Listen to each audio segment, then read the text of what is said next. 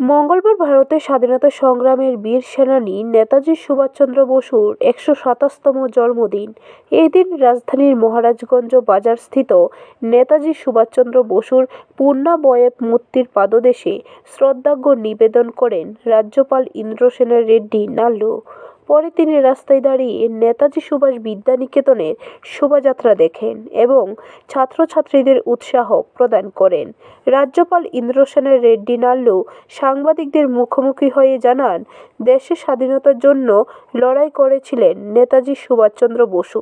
তিনি আজাদ হিন্দ ফৌজ গঠন করে ব্রিটিশদের বিরুদ্ধে লড়াই করেছিলেন।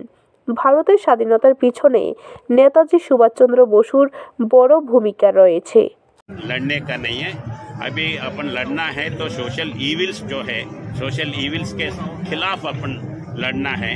ड्रग्स के खिलाफ लड़ना है, चाइल्ड मैरिज के खिलाफ लड़ना है और ये नेचर प्रोटेक्ट जो करने के लिए जो नेचर खराब करते हैं वैसे इश्यूज में अपन लड़के अपना एक अच्छा स्टेट, अच्छा सोसाइटी, अच्छा देश, शक्तिमान देश बनाने के लिए यूथ स्पिरिट लेके काम करना है, यही मेरा है।